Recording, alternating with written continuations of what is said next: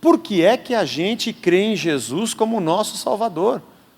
Porque existiu uma queda.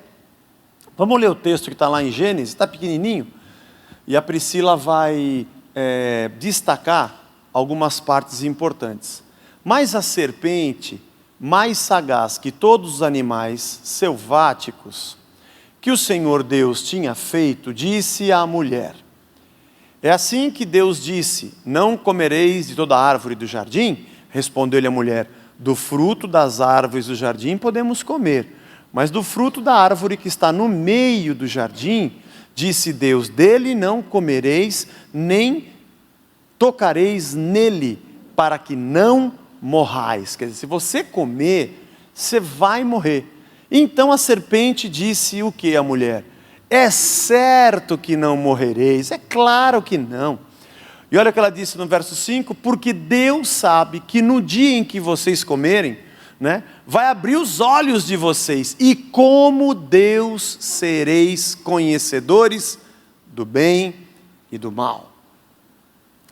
Vendo a mulher que a árvore era boa para se comer, agradável aos olhos, árvore desejável para dar entendimento, tomou-lhe do fruto e comeu, e deu também ao marido, e ele comeu. Abriram-se então os olhos de ambos, e percebendo que estavam nus, cozeram folhas de figueira e fizeram cintas para si. Você não vai morrer, imagina que papo é esse? Você não vai morrer, o dia que você comer, você vai ser como Deus. Olha que coisa boa. Aí você vai ser o conhecedor, esse negócio de saber o que é bom e o que é mal, você vai saber o que é bom e o que é mal. O evento da queda é um evento importantíssimo, para nós enxergarmos quem nós somos. Nós somos uma humanidade decaída. Nós somos gente depois da queda. Nós somos, de uma certa forma, todo mundo aqui é Adão.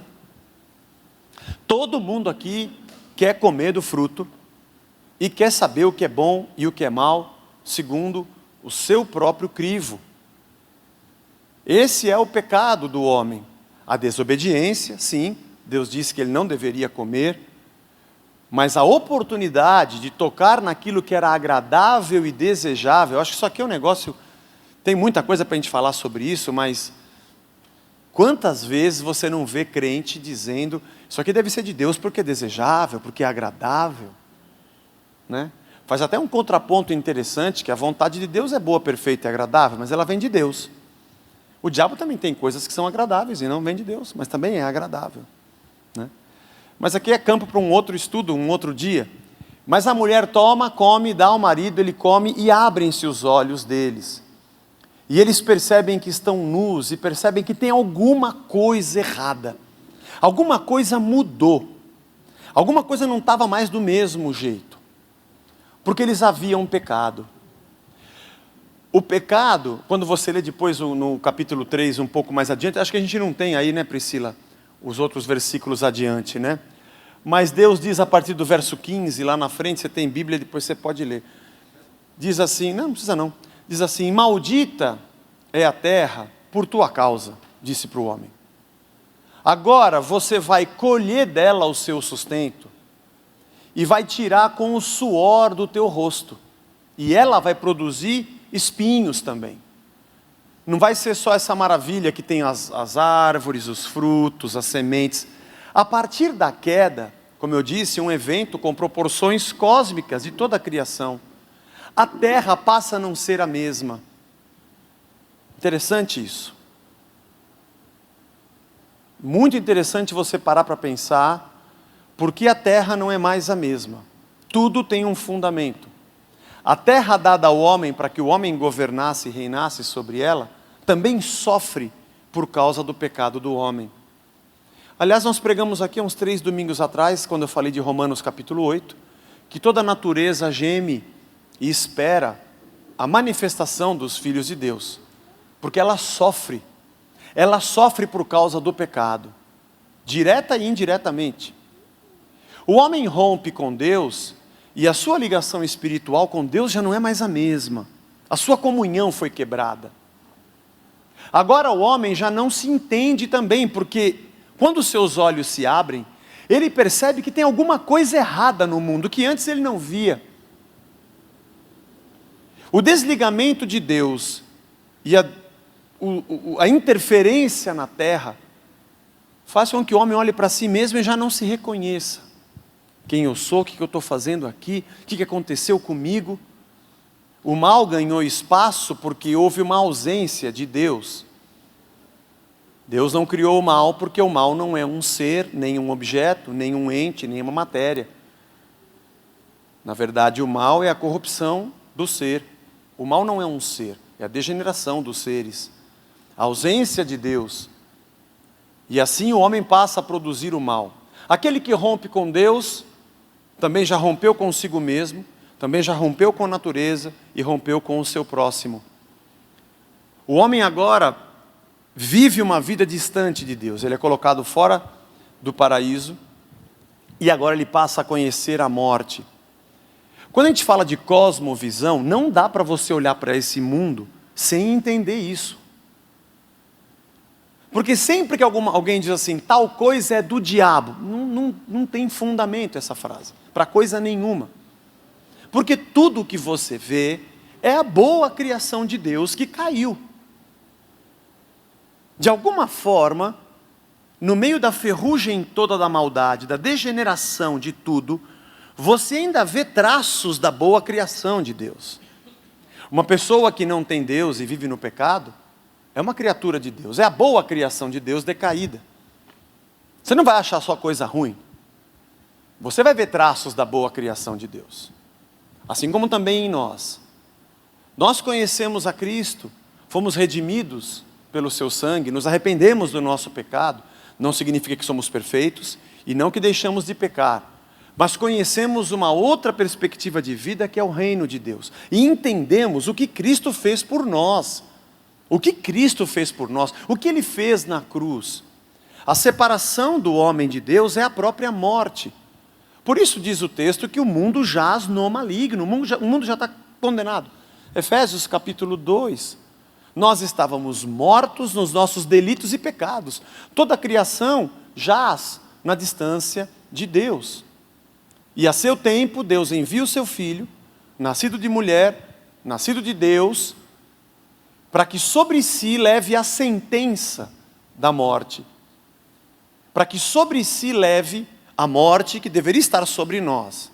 A única maneira de Deus trazer de volta o homem para si, era pagando o preço que o homem deveria pagar pelo seu afastamento de Deus. Gente, essa é a coisa mais importante da nossa vida. Compreender que somos criados por Deus, que a queda nos fez ser o que somos e que Cristo nos trouxe de volta. Paulo fala que Deus estava em Cristo reconciliando consigo o mundo. E também diz, Colossenses capítulo 1, verso 19 e 20, de que pelo sangue da sua cruz, Ele fez paz com o homem e trouxe para si todas as coisas. Então, por que a gente ama a Deus? E por que a gente ama Jesus? Qual a imagem que você faz de Jesus dentro desse contexto? Aliás, o que é a alegria da vida cristã? A alegria da vida cristã é a alegria das coisas que Deus vai fazer por mim? Não, é a alegria de entender quem eu era e o que Ele fez por mim. Aqui está o valor da obra de Cristo na cruz. Não são as coisas que Ele vai me dar materialmente, mas o que Ele fez por mim espiritualmente.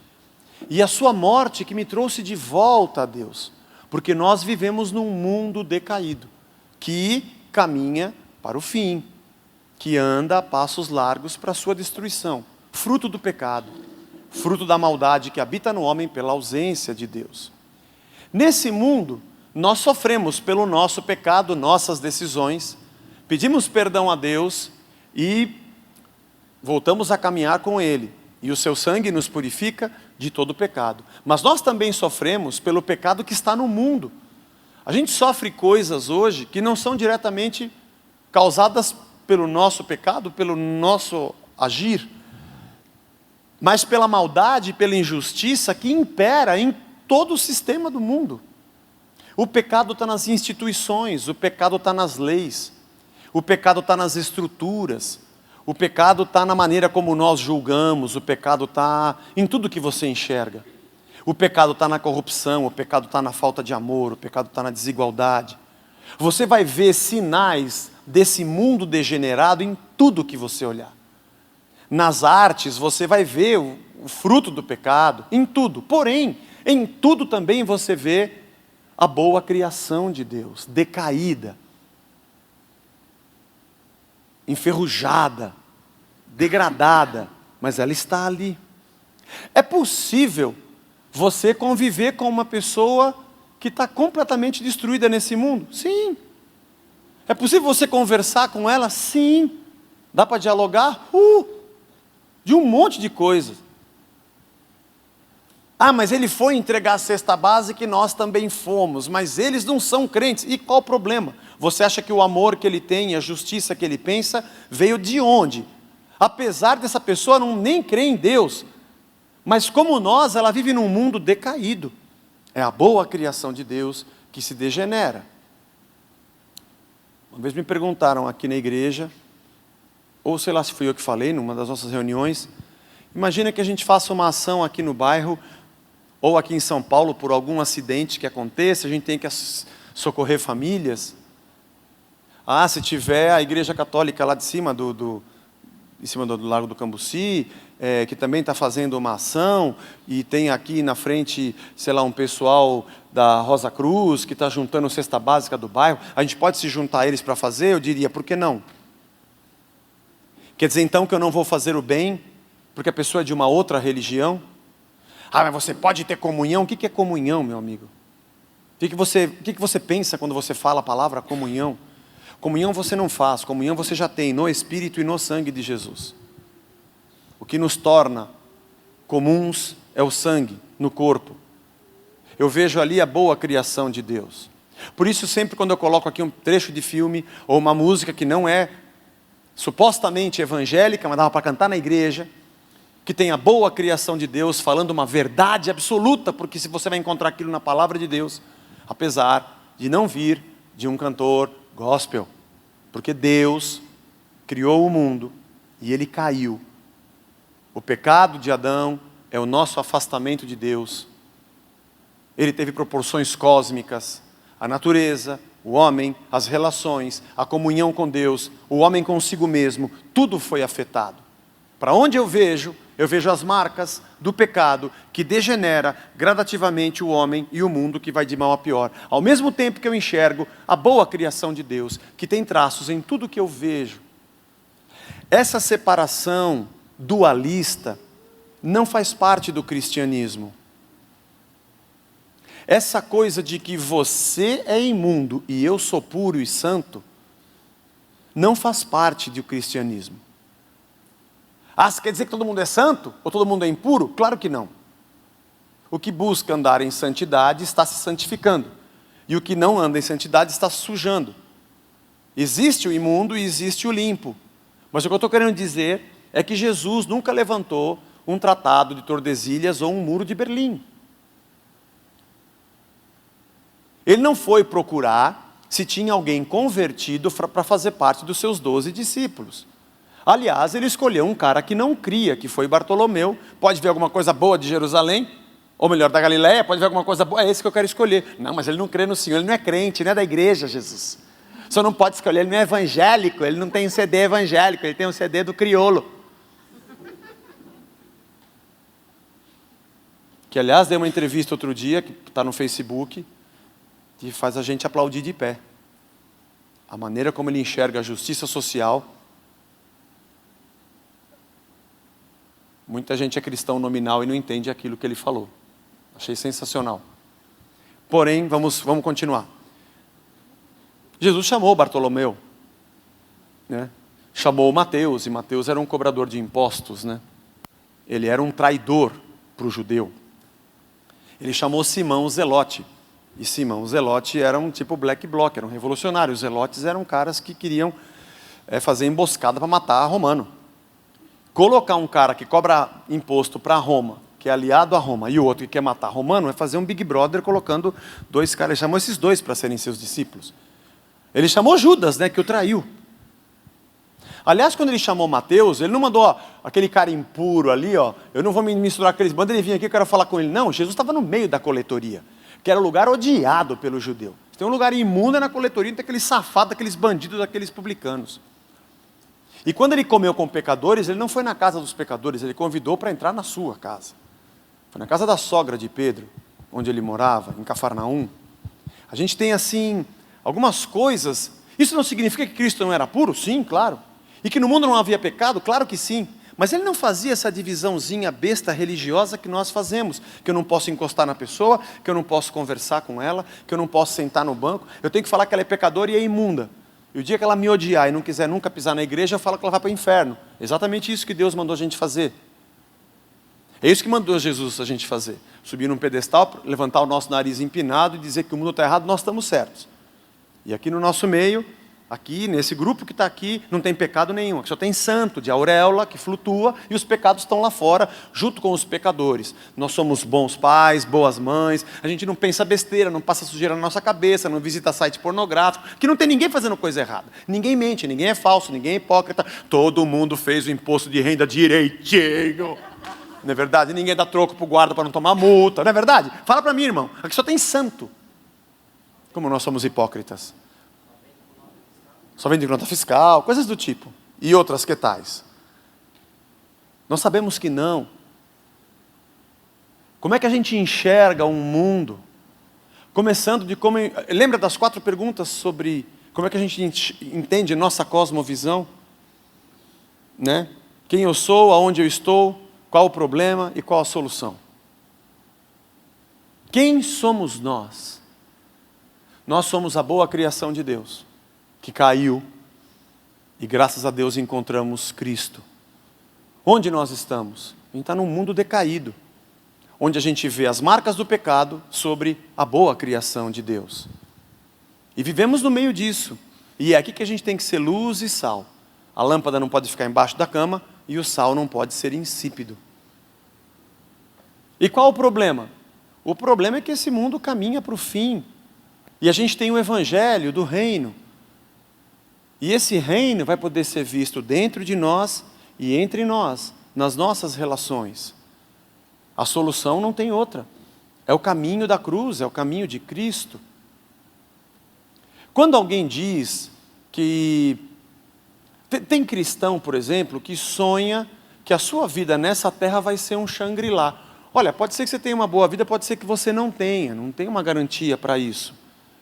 Mas se eu sei que esse mundo caminha para o fim, porque ele é um mundo decaído, eu não consigo mais criar barraca no deserto, porque não é aqui que eu vou morar, eu tenho uma outra terra prometida para mim. Eu estou peregrinando. A figura do povo atravessando o deserto no Egito também tem implicações para a gente entender nossa vida hoje. Todo mundo aqui é peregrino. Nós não somos deste mundo, nós fazemos parte de uma outra realidade. É assim que a gente enxerga a vida. Obviamente que a gente sofre pelas perdas e danos que esse mundo causa na gente, lógico que sim. Mas meu desespero não é total. O cristão é um cara que não se desespera totalmente e nunca se anima totalmente. Cristão nunca vai ser um cara muito eufórico. Não é, porque esse mundo vai acabar. Esse mundo vai acabar. Tudo aqui é passageiro. Até o cobrador e o motorista também são passageiros. Tudo é passageiro, tudo. Não dá para me animar muito. Não dá para ficar muito eufórico, porque o que é novo vai ficar velho. Já dizia Elis Regina na música do Belchior. O que há algum tempo era novo, jovem, hoje é antigo. E precisamos todos rejuvenescer. E é interessante como a gente... E também o cristão não é aquele que se decepciona completamente.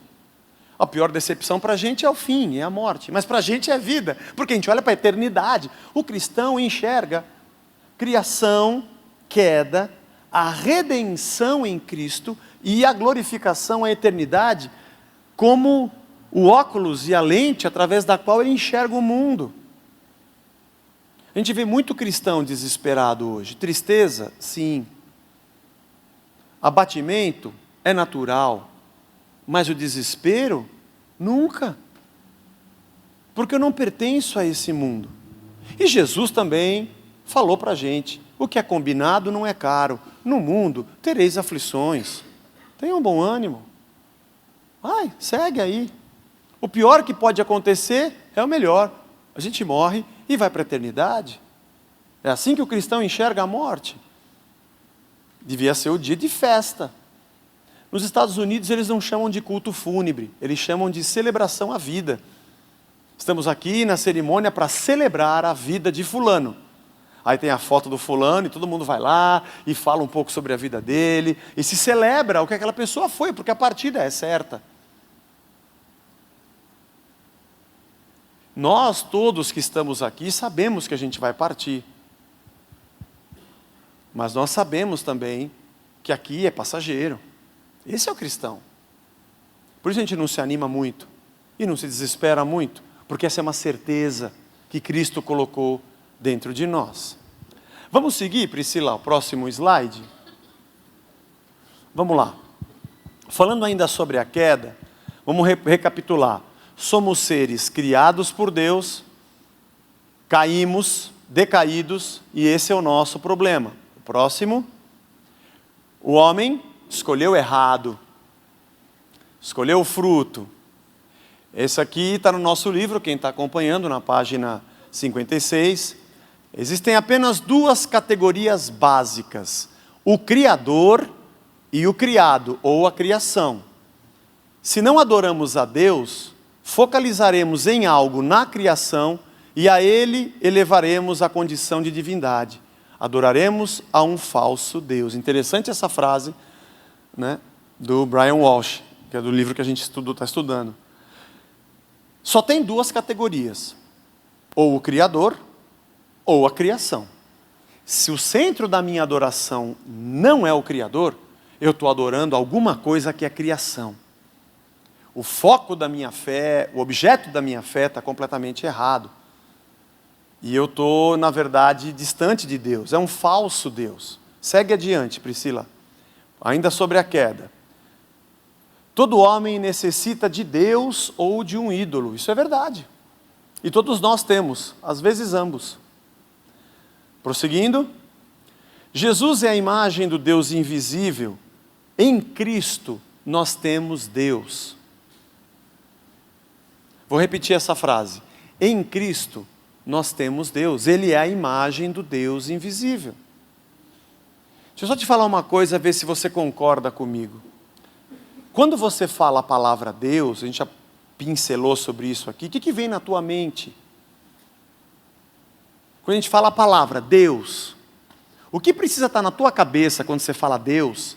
É o Pai, o Filho e o Espírito Santo. É o entendimento da obra completa de Deus, através da Trindade, Ele mesmo. Quando você lê as páginas do Antigo Testamento, você percebe que o homem conhecia a Deus como o Criador, o Senhor das nações.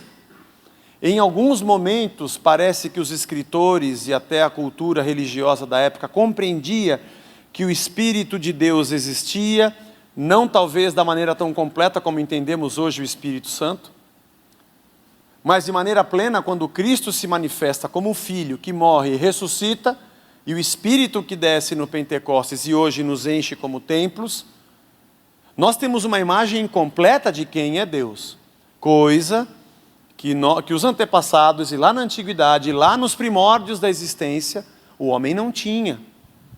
Não é interessante quando a gente pega um personagem bíblico lá do Antigo Testamento, e a gente quer voltar lá atrás, vestir a roupa dele, e nos relacionarmos com Deus da maneira como ele se relacionava? Não é interessante como nós ouvimos, às vezes até pregações, de gente que fala sobre como você deve agir com Deus, pegando como base um texto do Antigo Testamento, onde aquela pessoa que ali estava não tinha o pleno entendimento sobre quem era Deus, quem era o seu Espírito e quem era o Filho. Obviamente você vai ter lições daquele momento.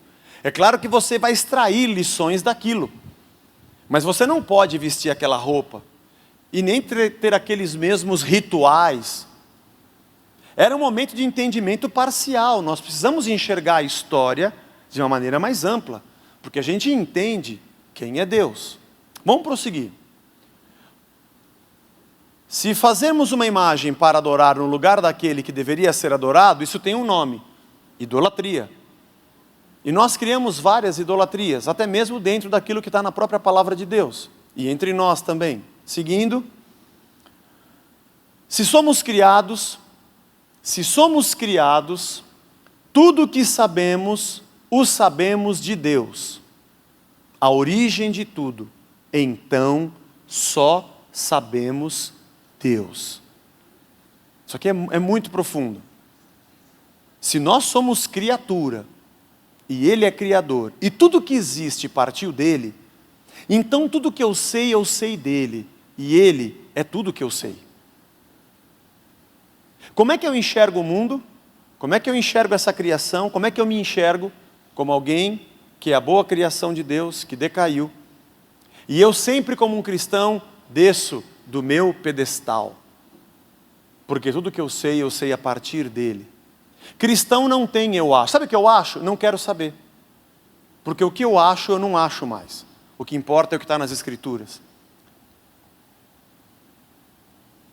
É interessante quando a gente fala alguma coisa, ou debate algo, ou mesmo quando vem as perguntas nos vetores e as pessoas, mas sabe o que eu acho? Eu não estou interessado no que você acha. Está escrito, cara, está escrito. Se eu creio que Ele é Senhor e que a palavra é dEle, a não ser que você não creia. Se você não crê, não tem nem campo de discussão. Mas o que eu sei a partir dEle, então eu só sei Ele. Cristão não tem eu acho. Se você vai dizer eu acho, não diga. Vai e lê. Vai e se aprofunda. Você não precisa achar. A Escritura está na tua penteadeira ou debaixo do seu sovaco quando você vai à igreja. Basta abri-la e lê-la. De preferência, fora daqui. Porque aqui você é sugestionado a ler o que eu estou falando. O legal é você ler fora daqui. Seguindo. O bem e o mal devemos saber de Deus e não das nossas próprias possibilidades, pois Deus é a origem.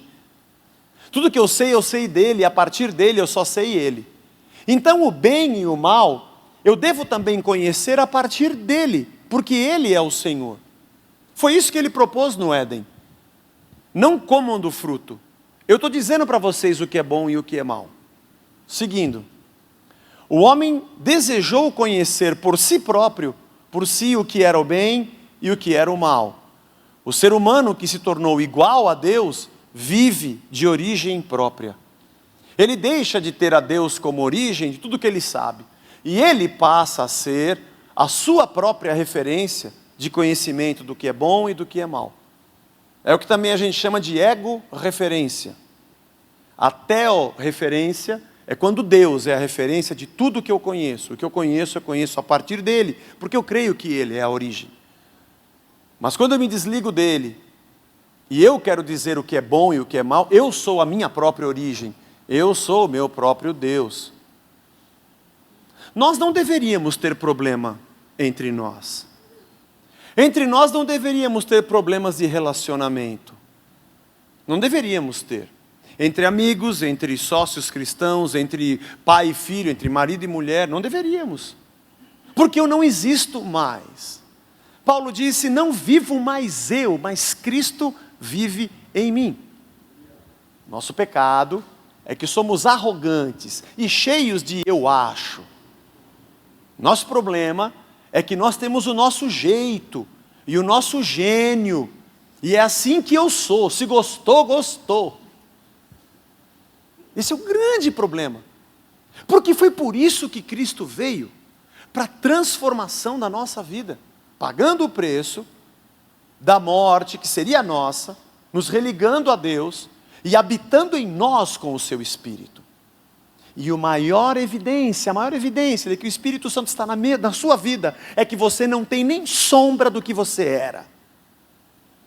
Porque você não vive mais. Ele habita em você.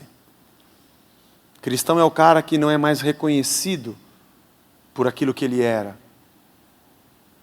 Cristão é aquele cara que suas virtudes, tudo que ele tem de bom, sempre vai coadunar com o que o Espírito Santo diz, mas todo o seu mal vai sair. Seu gênio, seu jeito, suas ideias, o seu eu acho. Porque ele não tem mais referência em si própria. Dói muito ser cristão, não sei se eu tinha te falado, mas dói muito. porque Deus cutuca nas tuas feridas. Isso dói muito. Mudar o meu jeito dói muito. O meu jeito de me encarar, de encarar os outros, de encarar o mundo, de enxergar a mim mesmo, dói muito. Eu não quero falar dos meus problemas, eu não gosto que falem dos meus problemas. Eu não gosto que digam o que eu sou e o que eu não sou. Porque eu sou o meu Deus. Quem está entrando aqui no meu mundo para dizer que eu sou o que eu não sou? Nossa fé é uma humilhação. Eu preciso me render, baixar a guarda, saber que eu sou decaído, morto no meu delito e pecado, e que eu não posso ser a minha própria origem, e que eu preciso voltar a Ele através do sangue de Jesus. E a última frase: agora o homem conhece não o bem e o mal segundo Deus, mas o bem e o mal contra Deus. Isso eu tirei do livro Ética, do Bonhoeffer, essas frases que estão aí. O homem não conhece mais o bem e o mal segundo Deus, mas segundo ele mesmo. O bem e o mal dele agora são contra Deus. Porque ele tem a sua própria vida e ele ocupou o lugar do próprio Deus. A queda acabou com a humanidade, acabou com a criação. Por isso o mundo está morto nos seus delitos e pecados.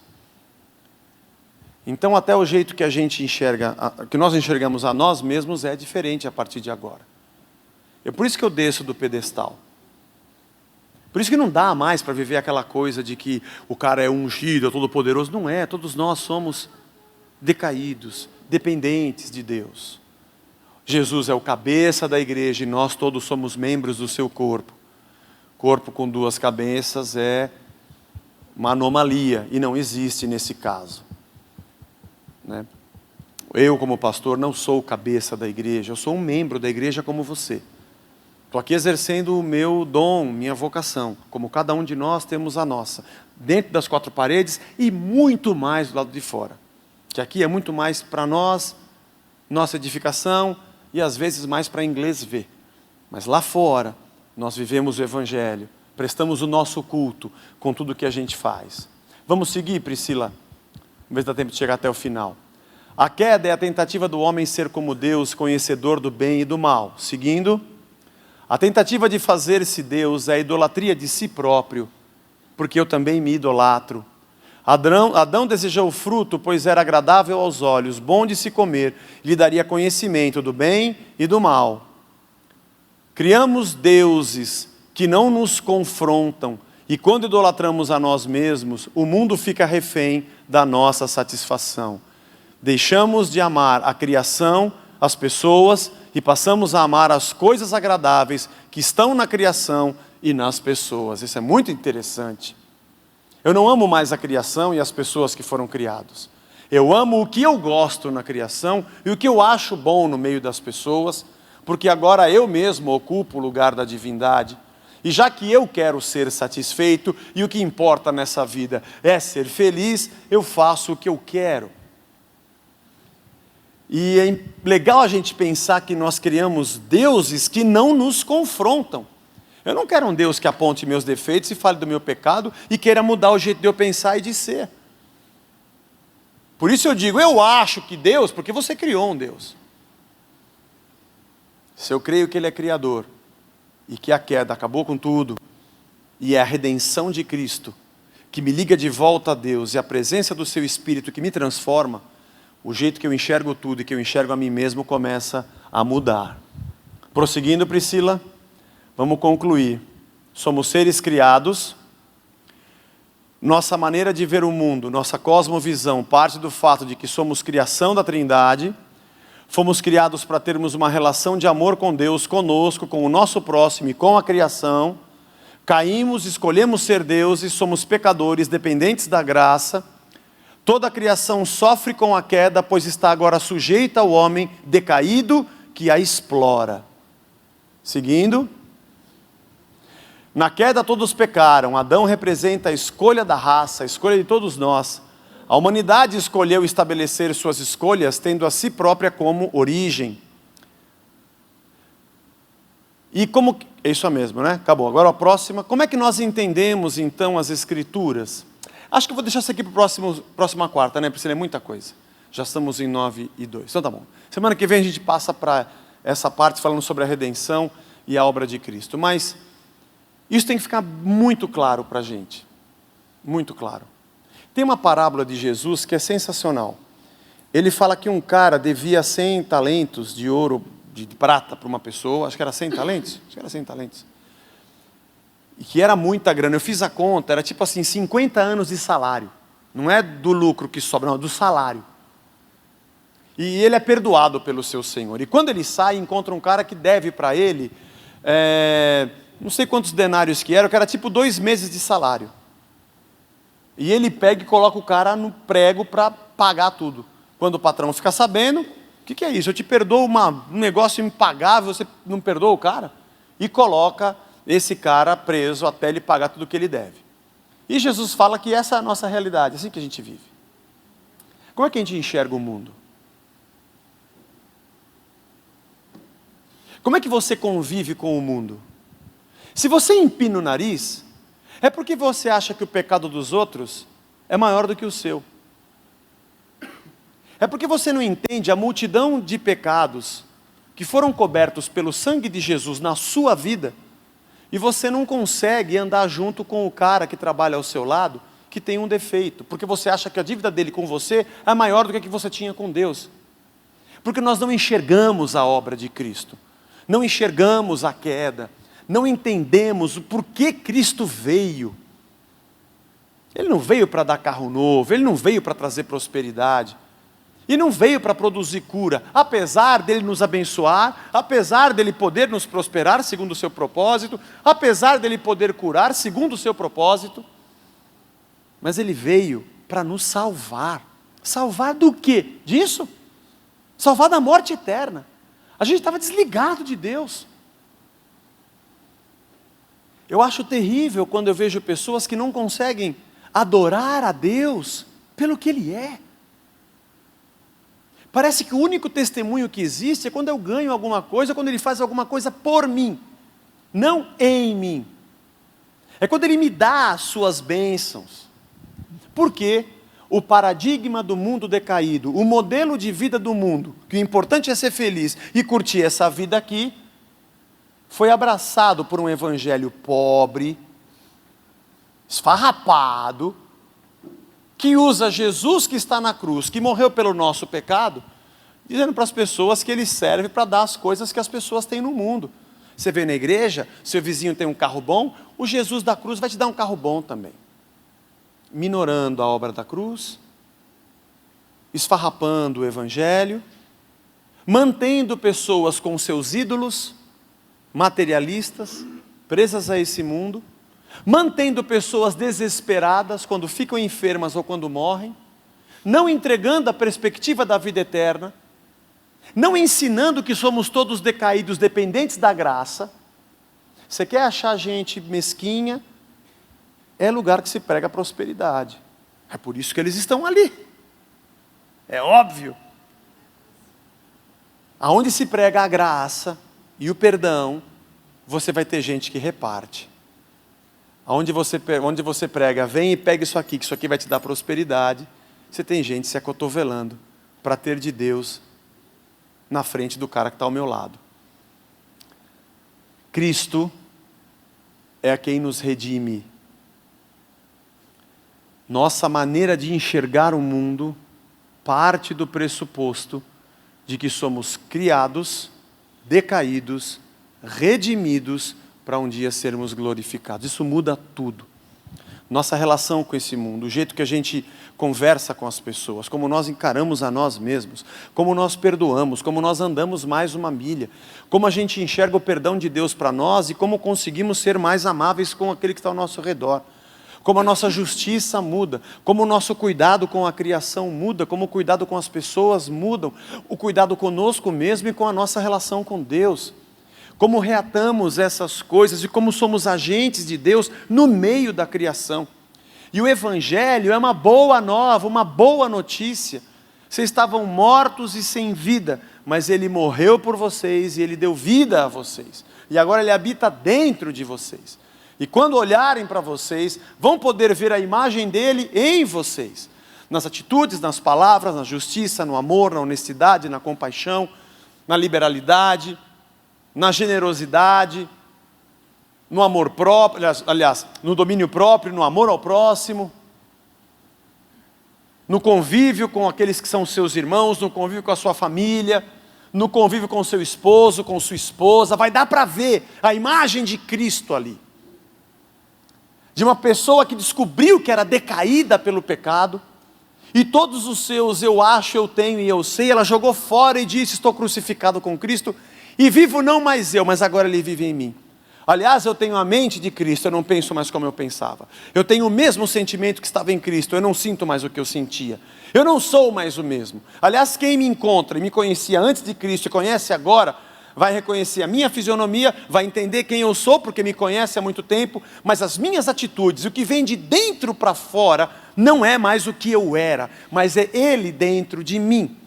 Por isso que um cristão não é contaminado pelo que vem de fora para dentro, porque o que vem de fora para dentro não tem poder de mudar o que está dentro, porque o que está dentro é o Espírito de Deus. Mas ele é reconhecido pelo que está dentro e sai para fora. Sai para fora é um pleonasmo. Vem para fora. Porque quando o pecado e o mal se exteriorizam, é que eu sou contaminado. É que eu demonstro como eu sou dominado por esse monstro chamado eu mesmo. Mas é quando o controle do Espírito está na minha vida, e o que sai é a vontade de Deus, eu demonstro que eu sou um servo de Deus. Cristão não se reconhece pelo que ele possui, pelo carro que está na garagem, nem pela lista de bênçãos que ele recebeu, mas se reconhece pelo tipo de gente que ele é, a imagem de Cristo. Morando na África, sendo perseguido num país muçulmano, morando em Alphaville ou na Suécia, ele é uma pessoa que reparte, que divide, que leva as cargas uns dos outros. Ele é alguém de compaixão, ele é alguém que manifesta Cristo aonde ele está. E é assim que a gente enxerga o mundo e a nós mesmos. Amém?